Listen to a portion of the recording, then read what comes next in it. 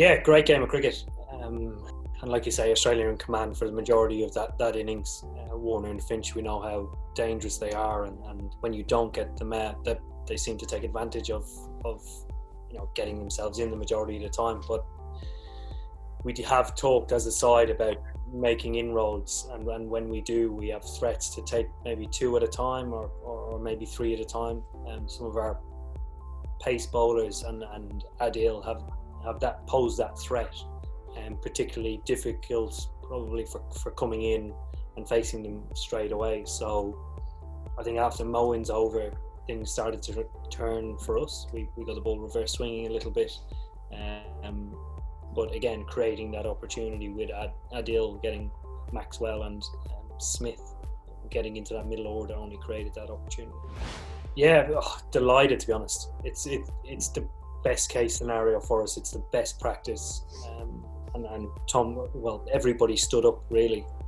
In the winter was very, very similar in New Zealand and South Africa, where Chris Jordan and Tom Curran led the attack and took on responsibility. And it's quite a weighted responsibility, but they see an opportunity to take the team forward and lead the team, and they do it very, very well.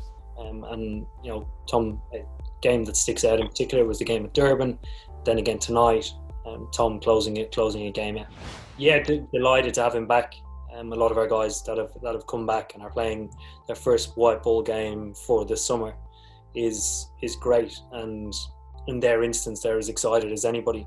They really enjoy playing white ball cricket. They have a special bond that's been created over the last 4 years with the majority of guys in this changing room, and they see another opportunity over the next 3 to 4 years to be contenders in other World Cups, T20 and 50 over. So it's great to have those guys back.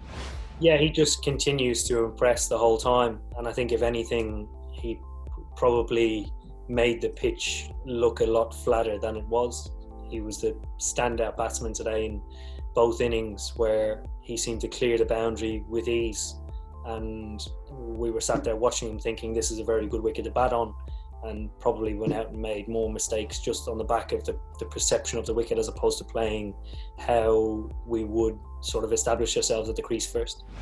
There were, I think, a couple of game changers. I mean, if we don't hit those wickets early on, that doesn't create that opportunity, but the cool, calm nature in which he goes about his business. I mean, he's playing his 50th game today, which is great, because we've shown a lot of faith with him because he's earned it. He's been one of our greatest ever bowlers. I think he only sits behind Brodie in the lead wicket takers. And to have somebody like that is calm even when he's not bowling, and continuing to offer on and off the field, and for younger guys coming through, I think he sets a great example. And given that he's only come back from surgery recently, he's done a great job.